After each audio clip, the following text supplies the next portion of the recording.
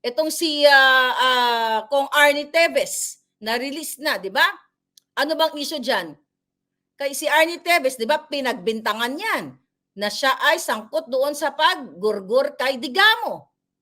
Oh, ano ang sabi nila Remulla dyan noon? 99.9%. The same with General Bantag. 99.99% solved na raw ang kaso at sila ay na para sa kanila, solved na yung kaso at itong si Teves ay convicted, parang na-convict na nila. You know what I mean? Sino nakipagtulungan dyan? Si Bangag, si Lisa, si Tambaluslos, ang DOJ, ang gobyerno, bakit nila tinuligsa si Teves? Kasi ang issue dyan ay ang isabong at ang mga pasugalan dyan sa lugar nila. Dahil ayon sa ating puting ahas, na i-report na natin yan, hindi gusto, nahawakan na ng mga Marcos at mga Romualdez ang mga Bangag, may isabong pa rin dyan eh. Yan ang katotohanan dyan. Kaya gusto nilang i-extradite itong si Teves. At hinabol pa nila doon sa Timor-Leste. Ano sabi nila dyan, di ba? Pinuntahan pa ng mga ulupong doon ng mga tauhan ni Bonjing sa Timor-Leste at gusto nilang dukutin itong si Teves. Buti na lang, magaling yung abogado na si Topacio. Di ba? O ngayon, nung na-release na, nataranta na itong mga DOJ, ayon kay Topacio, sa kanilang kapalpakan. Di ba? Kasi niloloko nila yung tao na kesyo, ito daw ay hindi talaga, pag na-release ito ay mapupunta na sa kamay ng Malacanang, sa kamay nila ng gobyerno ng Pilipinas. Di ba? Yun ang press release nila, kasama ang mga media. Kasi gusto nilang dukutin doon si Teves para what? Para gurgurin. This political persecution ang ginagawa nila kay Teves. Hindi ako nagsaside sa kanya. I am siding for the truth. Kasi ang pattern na ginagawa kay Teves, ang ginagawa kay Bantag, ang ginagawa sa akin, mga fabricated crime na ginawa ni Lisa dyan.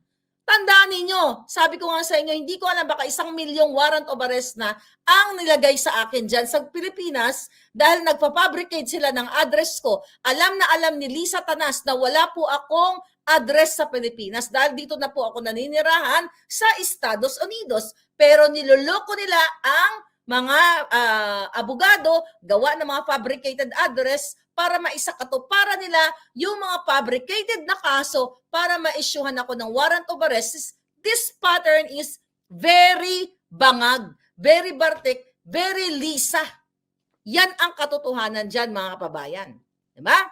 So, ano nangyayari dyan? So, sabi ko nga, buti na lang itong si Attorney Topacio ay napaka-galing, okay? Na abogado dito ni Teves na talagang nakikita nila yung pag-take advantage o pag-aabuso ng kapangyarihan ng ating gobyernong Bangag para gustong-gusto na lang dukutin itong si Teves kahit hindi sila dumaan. Sabi nga na naalala ko yung statement ni Topacio na yung kanilang mga request papunta sa gobyerno ng Timor-Leste ay through email lang instead of idaan sa mga diplomatic channels or yung official. Pero pa email lang mga, di ba? Hindi ginagamit yung jutak.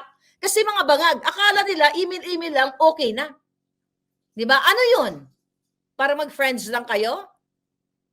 Di ba? So yun yung gustong-gusto nila. Kaya itong ilang days ba?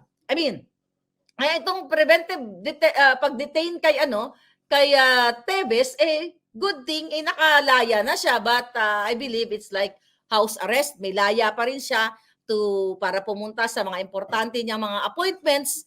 Diba? So, pero mga kababayan, yung press release ng Malacanang na dudukutin na si Teves, ibabalik na sa Pilipinas.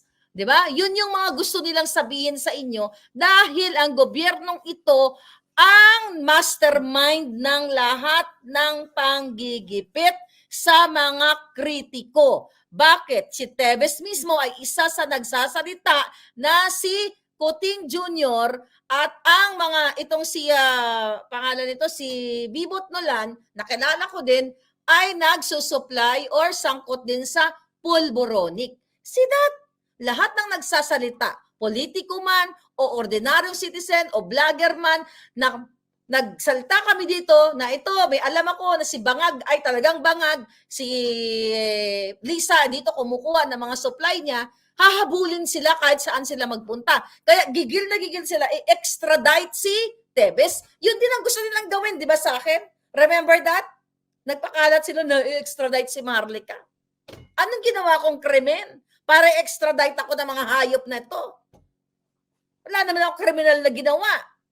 Ini-expose ko lang ang lahat ng panggigipit at lahat ng pagkakawat nila, smuggling, polboronic, lahat araw-araw na korupsyon. Dahil tayo nagsasalita, i-extradite, ganun-ganun na lang. Buti na lang mga kababayan, yung gobyerno ng Timor ay ang tawag dito ng Timor-Leste hindi pinayagan itong mga kagustuhan nitong mga itong mga bangag na ito, mga palangga. So buti na lang talaga maayos ang paghawak ng kaso nito ni pangalan nito ni Topacio. So ayon sa kanya explanation, tignan natin dito. Hindi daw pwedeng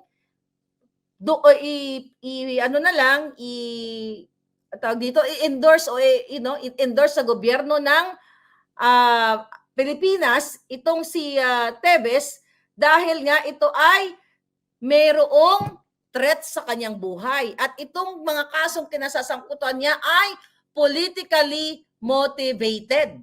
Yun ang sinasabi ni Tevez kanina sa kanyang pahayag.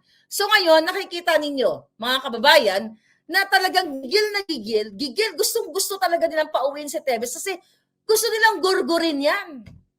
So buti na lang, ganon din yung gobyerno ng Timor-Leste na hindi nila pwedeng i-endorso ng ganon si Tevez kasi pwedeng torturein nila yan. Yun ang isa sa mga yun isa sa mga the reason why hindi pwedeng i-endorso na lang o ipa-extradite si Tevez ng Timor-Leste kasi may magiging pananagutan sila at nakikita nila yung potensyal na gugurgurin na lang si Tevez. Kita nyo yung ginawa mismo sa mga inosenteng member ng KOJC. Ang mga bata na nag-aaral doon, na nagdadasal, pinasok ng armadong mga SAF CIDG from Maynila na walang search warrant. Mga kababaihan, kumakanta lang sila, peaceful, nagdadasal. Ganoon ang ginawa sa kanila. How much more itong si Tevez? Anong gagawin nila? Baka ikulong doon kung pagdating sa sa kulungan ay painumin ng panggurgor. Remember that? Sino ang expert sa panggugurgor? Based sa CCTV camera na pinakita ni Agent Morales sa Senado. Sino? According to Picoy, si Lisa Marcos at itong si Kumar na pwedeng sagasaan, atake sa puso o gugurgurin na lang. So ito ay very sindikato, mga palangga.